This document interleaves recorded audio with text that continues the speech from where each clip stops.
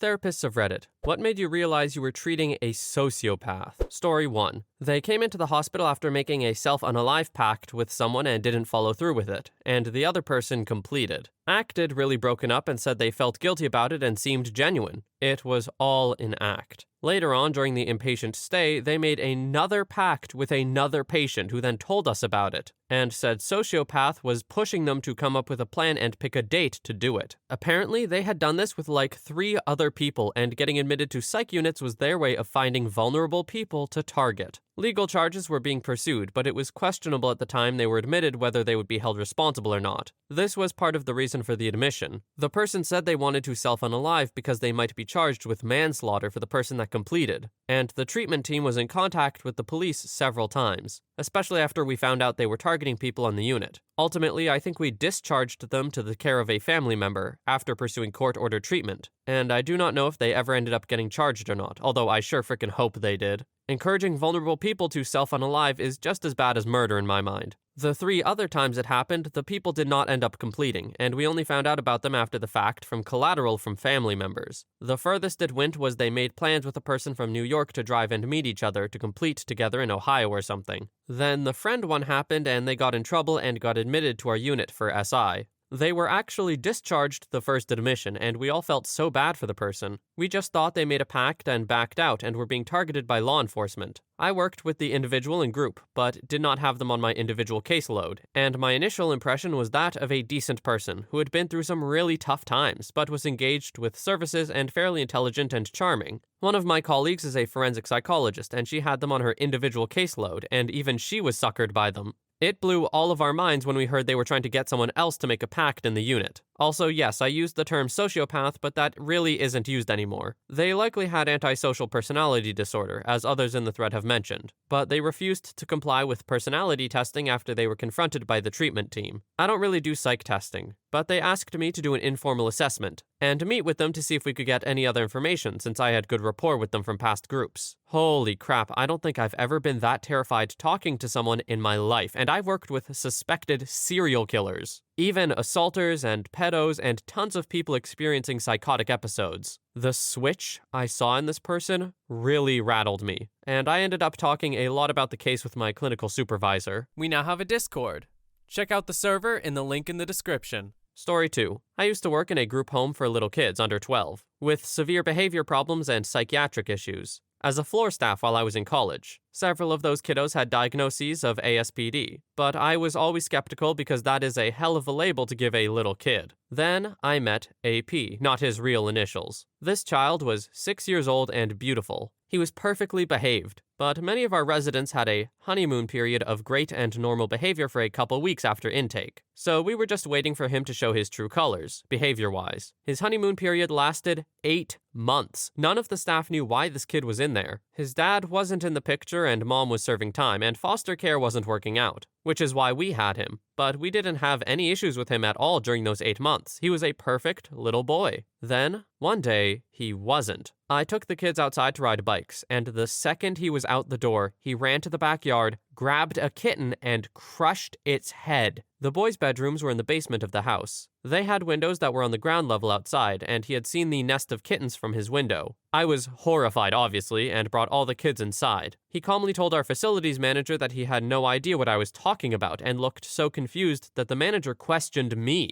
and I had to go get the dead cat. I was visibly upset, and AP just looked at me and grinned. That was the first oh crap moment of several. AP would instigate aggressive behavior to initiate a restraint. Once in a restraint, our procedure was to hold the child for 30 minutes. If they weren't calm at that point, the on-call nurse would give a booty dart, shot of Benadryl, to calm the kid down. AP loved needles and offhandedly mentioned once that it was his goal to get 1 shot a day. In another incident, 2 staff had to escort AP into a secluded area because he was being very violent. During the transport, something happened. I think the metal door shut on him, and AP cut his foot substantially. We went to get the nurse, and when she came to help him, he was laughing, digging at the cut to make it bleed more, and writing on the wall with the blood. Most of our kiddos were wards of the state, but AP's grandparents actually came and visited him. The other kids would be so jealous, but AP would, quite convincingly, act like he didn't know them. and then later he would taunt the others who never had visitors. When I left that job, he gave me a picture he drew me. It was a typical little kid picture, but there was an X over the mouth and the eyes were scribbled out. I asked him why he drew me that way, and he said, "You don't deserve eyes because I don't like it when you see me. You don't deserve a mouth because you say things I don't like." I still work with kids with severe behavior problems, psychiatric issues, and severe disabilities. I love them. I have worked with hundreds during my career. I still think about AP. Soon after I left, they transferred him, at 7 years old now, to a more restrictive environment. And last I heard, he was the facility's success story. Mom got clean and he's back home with her, a perfect angel. And he even comes back to the group home to give motivational talks to the other kids on how to behave. I truly hope that's true and his treatment was successful. But that one was one scary, scary little kid. And I doubt it. To be honest, I doubt it too. For some reason, I think I recall hearing something about like kids that draw these pictures but with X's or scribbled out eyes and stuff. They have some like really deep-rooted behavioral problems or psychiatric problems. So for him to kick that, like it would be great if he did. Don't get me wrong. It's just the odds are against him. Story 3. I work in a residential substance abuse program. I don't take offense to most clients' behavior. They were in the midst of their addiction, and they're trying to get better for any number of motivators. Self-referral, family, probation, parole mandated, etc. I've worked with convicted murderers whom were remorseful and great to work with. So whatever, let's do some work together. But I'll speak of one person whom I believe to have antisocial personality disorder. After approximately 30 minutes talking to him during intake, I could tell how well he might be able to manipulate those he believes are dumber than him, and he stated as much. He mimicked my language, posture, and he spoke eloquently and was charismatic as all hell. But something was just off. I take note and move on. Needed more data. And as he continued in the program, it became apparent. Everything was someone else's fault. Failed relationships, his addiction and particular drugs of choice, his inability to hold jobs, no accountability or responsibility. He even blamed his brother for getting upset that he, my client, stabbed him. After my client had stolen his brother's car in the dead of night and drove it into a ditch and abandoned it, then he lied about it and stabbed his brother for being annoying. He manipulated other clients and staff, and he was damn good at it. Except for a few of us, who would call him out in group sessions or through behavioral contracts. He was my individual client, and during a session I was challenging him because there were inconsistencies in something he shared. Then, he finally came clean. He is HIV positive, I was aware of this. He contracted HIV by cheating on his partner or sharing a needle. He and the person he cheated with shared needles. He had discovered he was HIV positive prior to his partner's return, as they were gone for an extended period of months. He got on treatment and then didn't tell them at all. Still hadn't at the time I stopped working with him, and I believe they are still together. Additionally, he shared that he drugged this partner, whom had a family history of meth abuse and had never so much as used a joint, just for his own intimate pleasure. Multiple times, sober and high. The partner would have severe anxiety attacks after intimate acts, which he convinced them they were, and they believed him. You could see his whole frickin' body light up in relaying these acts. He laughed and stated that he couldn't believe that they trusted and believed him. A complete disregard for others. This wasn't the only thing he shared that made me want to hang a warning sign around this guy. He completed treatment by going through the motions, and is now out in the community. He is young. I have a strong feeling that at some point he will move to even more malicious acts. And I wouldn't be surprised if he unalives someone in the future. Story 4. This isn't exactly what you were asking, but a relative of mine was given an unofficial diagnosis of ASPD when she was younger. At the time, the doctors told her family that they didn't like to officially diagnose someone that was under 18. As a child, she was extremely manipulative and could go from acting very normal to being stone cold in the space of a moment. Her parents forced her to go to therapy, but as soon as she became an adult, she stopped. Her life now, as an adult, is pretty normal. She is still extremely manipulative, but is also better at hiding it, so she comes off as charming. She works a normal job, though she usually changes jobs by her own decision every year or two. Her boyfriends seem to only last as long as they are useful for whatever reason. I don't think she really has any friends, though. Story 5. Not a therapist, but was counseling a student. The student was female, 15, smart, had a good amount of friends, and liked cutesy things. Here are some things she said to me that made me suspect that something was really wrong with her. Keep in mind I have no qualifications to diagnose someone, I just think she's abnormal. A.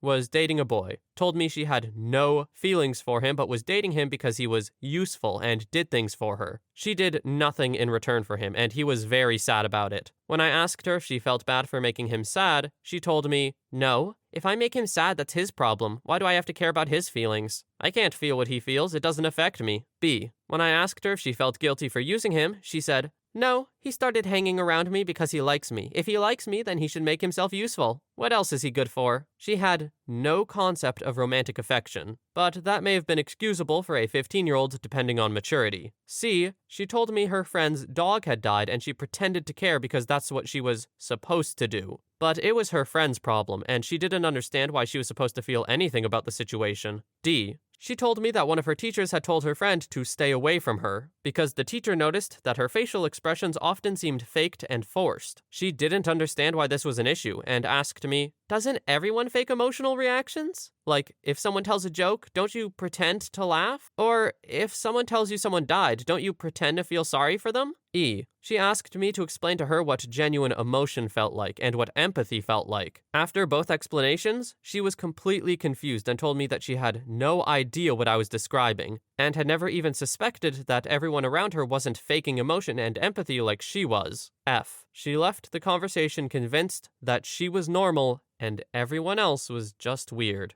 This child sounds like they are just incapable of thinking that other people exist, or I guess not exist, but like feel things. That's very sad. I wonder how she ended up like that, because those kinds of things, as far as I know, don't just happen. They usually have an underlying cause. Story 6. Psychologist who works in a correctional setting here. Yes, I agree with the people who commented regarding DSM-5 criteria for ASPD. I've seen a lot of those. In regard to personal experience, the people that make my stomach turn are the unrepentant intimate offenders. I think many intimate offenders suffer from a treatable, albeit gross, disease, but I've met many who try to justify what they did, like "it happened to me," or rationalize it, "it's legal in other countries," or flat out blame the victim. Blank's parents should have taught him or her better. I won't debate these people, and I typically redirect, since there's nothing to get through to people like that. I also learned I've worked with a sociopath when I figured out I got hoodwinked after the fact. Like an inmate has left my office and I think, "Oh, what a nice guy," and find out what he's really like from other inmates and stuff. Story 7.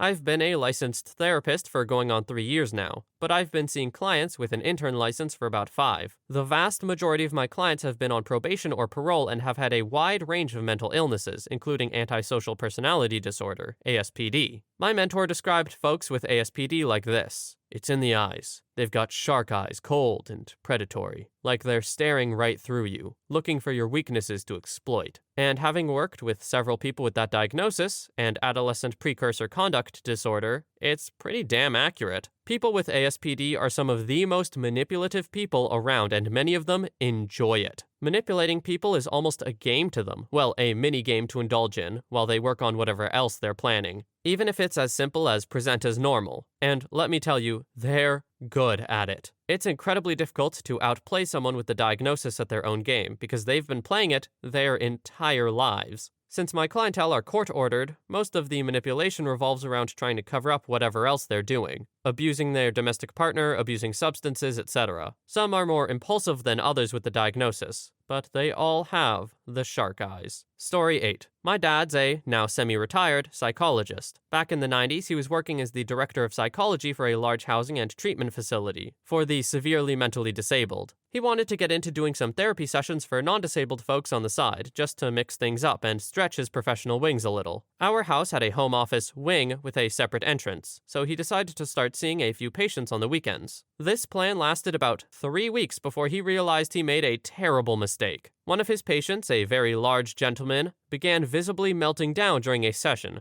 pacing around the office and acting increasingly erratic. My dad's thoughts turned to the fact that his wife and 3 kids were now in the same house with a big dude who was clearly unstable. He slowly positioned himself by the door in case the guy tried to bolt for it. The guy noticed this, pulled out a gun, and said, "Don't worry, if I wanted to hurt you or myself, I would have used this by now." My dad utilized the same skills that he knew from working with violent patients at his main job to talk the guy into putting the gun away. He escorted him from the premises, and never saw another patient at home again. My mom was pissed. Story 9. Psych nurse here. patient I gained a lot of trust with told me about this person he and 2 others tortured almost to death. I knew the case because it made the news. He went to jail for it, went into details about the torture. It included making hundreds of cuts to the person's body and giving them an acidic bath. Anyway, his story is that this person assaulted the neighborhood girl with Down syndrome and it was a payback. This guy was in our ward for about a month, continually threatening self-unalive if he was discharged. After weeks of knowing him and gaining some form of trust with me, he ended up admitting to me that he had made up the lie about the assault, and he simply just didn't like this guy because of an argument, probably drug-related, years back.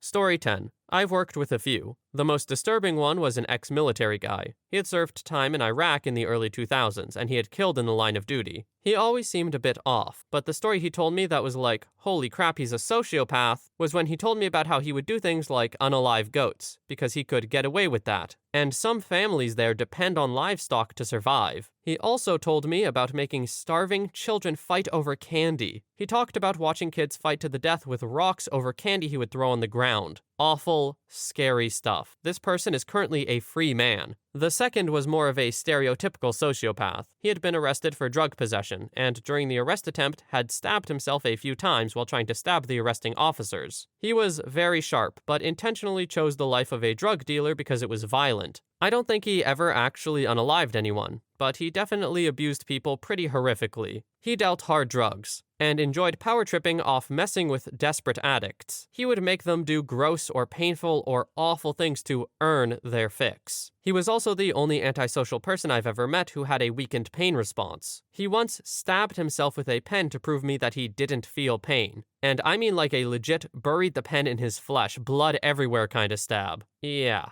Story 11. Licensed marriage and family therapist. I've seen it mentioned that sociopaths don't come in for services, and this is true, but I've seen some incredibly sociopathic behavior. It primarily comes up with husbands I see. Men who were raised to think that their household was their kingdom and everyone in it was there to serve them. Men who can't comprehend that their wives or children have their own thoughts and feelings. It takes about 10 minutes to tell the difference between an angry spouse that doesn't know how to communicate and a person who genuinely has no ability or will to empathize with their partner. Best example was after this guy's wife had broken down crying in our third session about how he talked down to her. I asked them both about what some goals for therapy might be. His immediate response was, "I want to work on understanding why my wife makes such stupid frickin' decisions." She broke down crying again and ran out of the room. The guy just looked at me like, women, am I right? He had no idea what he said was hurtful, or he wanted to hurt her. Either way, it was chilling to watch. Spoiler alert, she left him 2 weeks later after he threatened to shoot her if she left him. Yes, she's safe and much better off now. Story 12. Honestly, he made me feel scared and panicky to be in the same room as him. Part of being a therapist is you build a very strong client-therapist bond, and there's a lot of empathy/openness in the room, so things can get quite intense and emotional in a good way. With this guy, I felt like a tiny, trapped little animal in the room with a dangerous predator. He had no remorse for his actions. He would slip in remarks meant to impress/threaten, then look somewhat annoyed when I did not react. I was reacting inside. I do not fully recall his name/looks and wouldn't on here anyway. But on the outside, he looked totally normal and actually seemed kind of okay. But after talking to him for a while, there was this emptiness that I found quite disturbing. He casually admitted to domestic abuse in the same way someone would admit they left the hall light on by accident. To me, in front of his partner. He had never brought it up before, and as a trainee, I should not have been working with DV cases. They would be triaged and referred to someone with specialist experience. I can't go into details, obviously, for confidentiality reasons, but it was a huge overreaction to an honest accident. Could have happened to anyone. And he literally mentioned it in passing, and seemed to be more like, oh, for God's sake, this isn't even worth mentioning. Why did I bring this up? I'd rather be talking about myself. Rather than, I tried to strangle my partner, he just didn't care. I remember just nodding and remaining calm, whilst drawing a huge frickin' exclamation mark on my notes. I made it through the session somehow, then immediately told my supervisor and had him transferred to a different counselor. I've honestly never been so scared of another individual just from a vibe. This is a super severe lack of self-awareness that I am always afraid of people having, because it's not even like, you know what you're doing wrong, fix it. It's, no, they actually have no clue what they're doing wrong. Well, now that I think about it, that's this whole thread, but still, this is spooky stuff.